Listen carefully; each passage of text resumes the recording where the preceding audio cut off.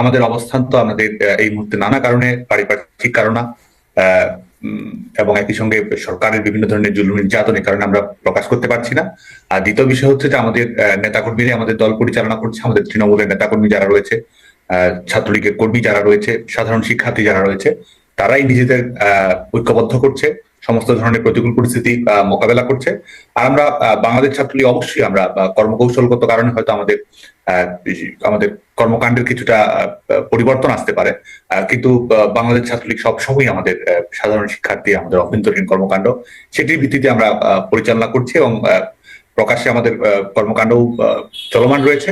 সেটির আলোকে আমাদের কর্মসূচি আগামীতে অব্যাহত থাকবে বলে মনে করি। জি, মানে আপনি আসলে খুব বিব্রত কিনা সেই প্রসঙ্গ বুঝলাম না, আপনি মনে হয় বিব্রত না?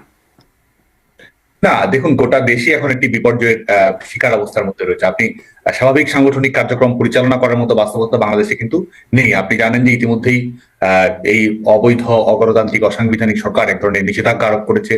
যারা আহ, কর্মকাণ্ড পরিচালনা করছে তাদেরকে গ্রেপ্তারের আওতায় নিয়ে আসছে, এবং এই অবৈধ সরকারের প্রধান ডক্টর ইউনূসের কিশোর গ্যাং, তারা এক ধরনের গোটা দেশব্যাপী তারা এক ধরনের কর্মকাণ্ড পরিচালনা করছে, মানুষের জন্য জীবনহানিকর। ইতিমধ্যে অনেকে মৃত্যুবরণ করেছে। তো সার্বিক পারিপার্শ্বিক অবস্থা কিন্তু বিরাজ করছে বাংলাদেশে। জি, এরকমই পারিপার্শ্বিক অবস্থা তখন আসলে বিএনপির মুখ থেকে আমরা শুনতাম। যাই হোক, যেই প্রসঙ্গে আসলে এই বক্তব্যটা আসলো, মানে হাসনাত সার্জিস এই বক্তব্যটা দিল যে গানের লাইন দেখা না দিলে বন্ধু কথা কেউ না, আপনাদের আওয়ামী লীগ মূল দলের একটি 10ই নভেম্বর নূর হোসেন দিবস উপলক্ষে ডাক দিয়েছিল জমায়েতের 0 পয়েন্টে গুলিস্তানের, কিন্তু সেখানে আমরা খুব বেশি উল্লেখযোগ্য পরিমাণে আসলে ছাত্রলীগ আওয়ামী লীগের নেতাকর্মীদের জড়ো হতে দেখি নাই। এটাকে বলা হচ্ছে, অনেকে এইভাবে বলছেন যে 0 পয়েন্টে 0 পারফরমেন্স দেখালো আওয়ামী লীগ। এরকমটি কেন হলো? তো প্রথম কথা হচ্ছে যে এই কর্মসূচি পালন করার জন্য ছাত্রলীগের অনেক নেতাকর্মী, বাংলাদেশ আওয়ামী লীগের বিভিন্ন নেতা কর্মী অংশগ্রহণ করার জন্য সেখানে গেছে, বিক্ষিপ্তভাবে মিছিল করেছে, নানা জায়গায় সমবেত হয়েছে। সবখানেই কিন্তু পুলিশ তল্লাশি ছিল, সবখানেই তারা ফোন চেক করেছে, মোবাইল চেক করেছে, আইন শৃঙ্খলা রক্ষাকারী বাহিনীকে তারা ব্যবহার করার চেষ্টা করেছে, এবং জোরপূর্বক একটি দেশে একটি গণতান্ত্রিক রাজনৈতিক দলের সমাবেশ করার যে অধিকার রয়েছে, সেটির আলোকে বাংলাদেশ আওয়ামী লীগ পূর্ব ঘোষিত কর্মসূচি ছিল, সেই জায়গাটি বেদখল করে তারা নিজেদের কর্মসূচি তারা বাস্তবায়ন করেছে। এবং আমরা মনে করি যে এটি আমাদের গণতন্ত্র পুনরুদ্ধারের যে আন্দোলন, সেই আন্দোলনের একটি যাত্রা ছিল। সেখানে নেতাকর্মীরা প্রতিরোধ গড়ে তুলেছে বলে আমরা মনে করি, এবং গোটা বাংলাদেশের মানুষের সামনেই কিন্তু এই ফ্যাসিস্ট সরকারের মুখোশ উন্মোচিত হয়েছে। জি, আপনারা প্রতিরোধ গড়ে তুলেছেন বলছে, সেই প্রতিরোধের প্রসঙ্গে আসে। আপনি বলছিলেন যে কিভাবে আপনাদেরকে আটকানো হয়েছে, মোবাইল ফোন চেক করা হয়েছে।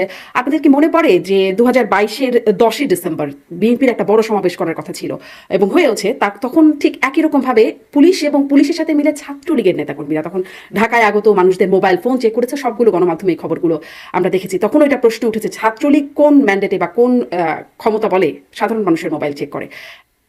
একই রকম বাস্তবতা এখন কি আপনাদের দিকে বুমেরাং হয়ে আসছে কিনা?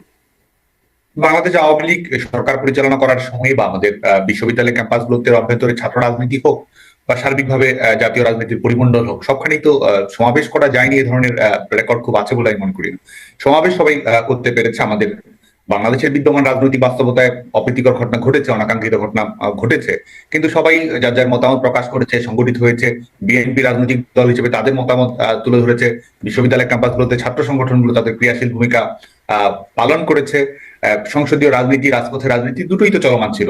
আর আজকে কি সেই বাস্তবতা রয়েছে যেখানে এক ধরনের সমাবেশ করার সুযোগ, তাদের মতামত প্রকাশ করার সুযোগ, কিংবা এই ফ্যাসিস্ট সরকারের বয়ানের বাইরে গিয়ে নিজস্ব মতামত বলার সুযোগ, সেই বাস্তবতা তো বাংলাদেশে নেই, বরং দুটোর মধ্যে আকাশ পাতাল ফারাক বলে মনে করি। আপনি মনে করছেন আকাশ পাতাল ফারাক, কিন্তু যারা সেই সময় আসলে সেটা ফেস করেছে তারা আসলে আকাশ পাতাল মনে করছেন কিনা এটা হয়তো আমি তাদেরকে জিজ্ঞাসা করবো কখনো। আপনি বলছিলেন যে আসলে প্রতিরোধ গড়ে তুলেছে, আমি বলছিলাম যে, এবং আমি না, এবং সবগুলো গণমাধ্যম আপনি যদি দেখেন যে খুব বেশি উপস্থিতি দেখার মতো হয়নি। হ্যাঁ, সেখানে আওয়ামী লীগ বা ছাত্রলীগ যারা নেতাকর্মী সন্দেহ করা হয়েছে বা আওয়ামী লীগের যারা ছিল তাদেরকে নানান রকম মারধরের শিকার হতে হয়েছে, সেটি আমরা দেখেছি। কিন্তু এই যে আপনারা ডাক দিয়ে নেতাদের কেউ নাই, শুধু কর্মীদের উপর ভর করে নেতারা মানে সব পালিয়ে থাকলেন, এই বিষয়টা কর্মীদের কাছে বিষয়টা কেমন? কর্মীরাই যুগে যুগে ছাত্রলীগ আওয়ামী লীগকে নেতৃত্ব দিয়েছে। তবে আপনি যেটি বলছেন, যেটি এক ধরনের সাংগঠনিক শূন্যতা কিনা, কিংবা রাজনৈতিক যে স্ট্রাকচার রয়েছে সেটির প্রত্যাশিত রিফ্লেকশন ঘটছে কিনা, দেখুন 5 আগস্ট পরবর্তী বাস্তবতায় তো আমাদের বাংলাদেশে আমি যেটি বলছিলাম যে সাংবিধানিক অধিকার হোক, মৌলিক মানবাধিকার হোক, নিজের জীবন নিয়ে চলার বাস্তবতা হোক, সেটি কিন্তু নেই। তো স্বাভাবিকভাবেই ধাপে ধাপে একটি রাজনৈতিক দল একটি অগণতান্ত্রিক ফ্যাসিস্ট সরকারের বিরুদ্ধে আন্দোলন গড়ে তোলে। তো আমরা প্রথম ধাপগুলো অতিক্রম করছি।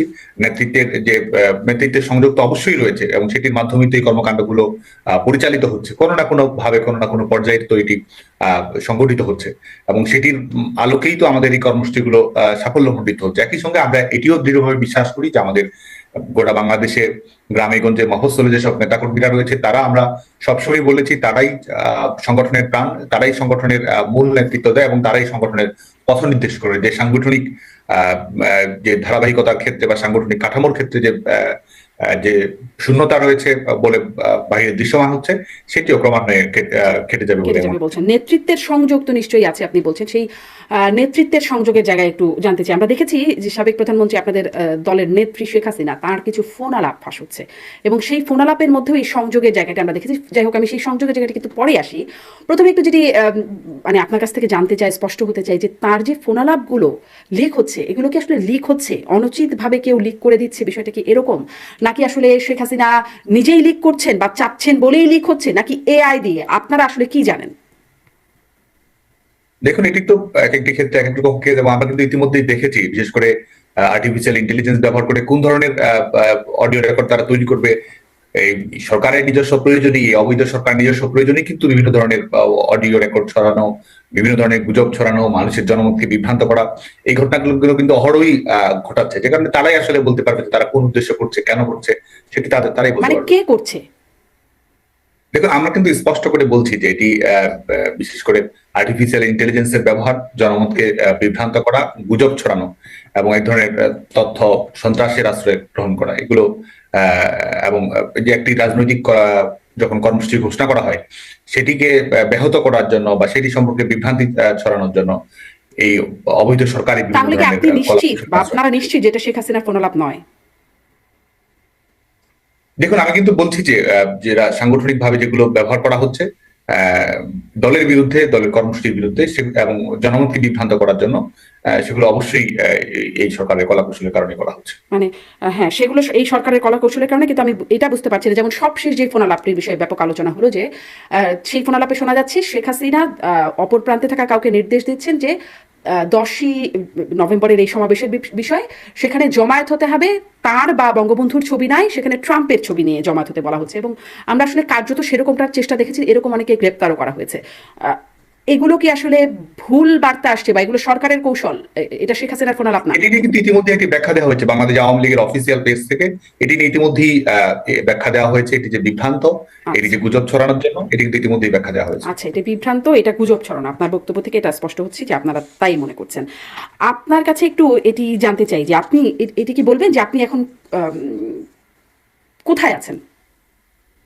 এটি আমি শুরুতেই বলেছি যে এখানে নিরাপত্তাজনিত বাস্তবতা আমাদের, সেটির কারণে এটি প্রকাশ্যে বলার সুযোগ নেই। আচ্ছা, আপনি বলতে চাচ্ছেন না।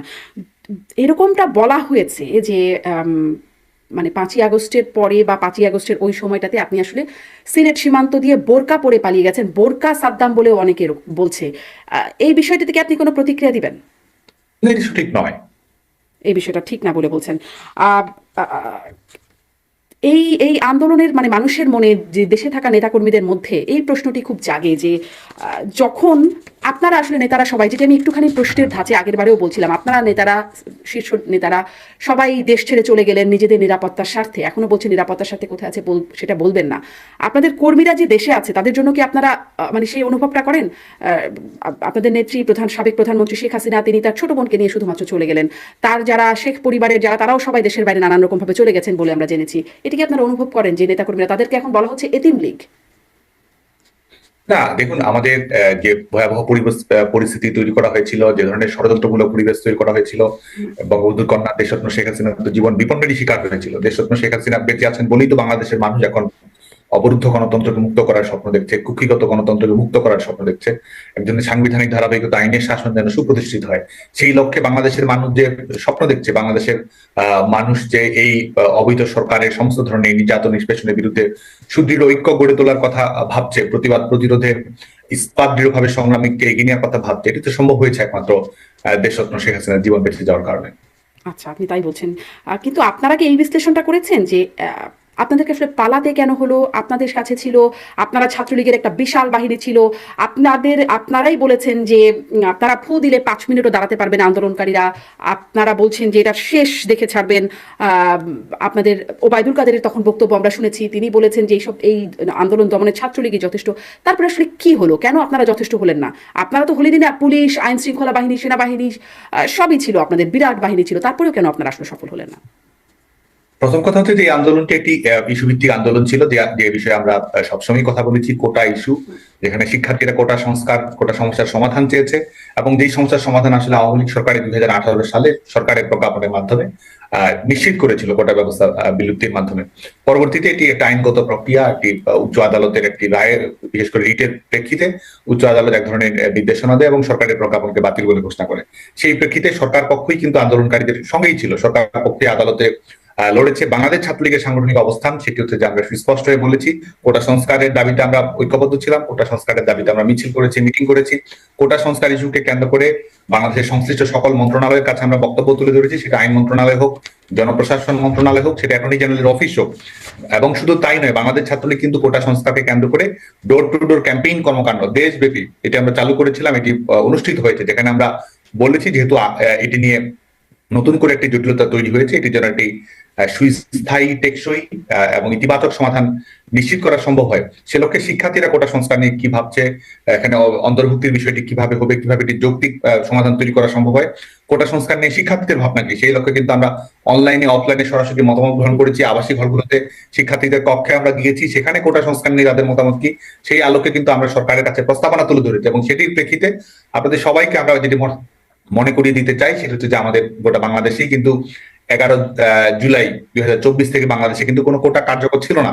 যখন হাইকোর্টের রায়ের উপরে যখন স্ট্যাটাস কো প্রদান করা হয়, স্থিতাবস্থা প্রদান করা হয়, প্রকৃতার্থে বাংলাদেশে 11 জুলাই 2024 পরে কোনো কোটা কার্যকর ছিল না। 2018 সালের প্রজ্ঞাপন 2024 সালের 11 জুলাই থেকে কিন্তু পুনর্বহাল হয়। সে কারণে কিন্তু এটি সুস্পষ্ট যে আন্দোলনের যে সফলতা, এই আন্দোলনের যে হ্যাপি এন্ডিং হওয়ার কথা ছিল, এই আন্দোলনের যে এক্সিট হওয়ার কথা ছিল, সেটা কিন্তু 2024 সালের 11 জুলাইয়ের মধ্যে এটি সমাপ্ত হওয়ার কথা ছিল, কারণ শিক্ষার্থীদের ইস্যু ভিত্তিক সমস্যার সমাধান হয়েছে। পরবর্তীতে আপনারা যেটি সবার সামনেই অবলোকন হয়েছে, কোটা সমস্যার সমাধান 11 জুলাই কি সাদ্দাম, নাকি ডেটটা আসলে 14 জুলাই? না, 11 জুলাই হাইকোর্টের রায়ের পরিস্থিতি অবস্থা প্রদান করা হয়। 14 জুলাই আপনি যেটি বলছেন, এই কোটা সংস্কার ইস্যুকে কেন্দ্র করে একটি ভিন্ন খাতে প্রভাবিত করার জন্য রাজাকার ইস্যুটি সামনে নিয়ে আসা হলো। এবং আপনি দেখবেন যে 1 থেকে 14 তারিখ গোটা বাংলাদেশে কিন্তু রাজাকার ইস্যুটা সামনে আসলে কে নিয়ে আসলো? হ্যাঁ, এটি তো ইতিমধ্যেই সবার কাছেই পরিষ্কার, বিশেষ করে বাংলাদেশের ছাত্র সমাজের কাছে এটি পরিষ্কার কিভাবে বঙ্গবন্ধু না দেশরত্ন শেখ হাসিনার বক্তব্যকে বিকৃত করা হয়েছে, বিভ্রান্তি ছড়ানো হয়েছে, এবং আন্দোলনকারীদের দিকে আন্দোলনকারীদের উস্কে দেওয়ার জন্য এই পরিবেশ পরিস্থিতি তৈরি করা হয়েছে। 14 জুলাই বাংলাদেশের বিভিন্ন শিক্ষা প্রতিষ্ঠানে, এবং যারা আজকে তাদের মুখোশ উন্মোচিত করছে, তারা তাদের রাজনৈতিক পরিচয় সামনে নিয়ে আসছে, তখন তারা তাদের অরাজনৈতিক পরিচয় ছিল, এবং সেটির মাধ্যমে তারা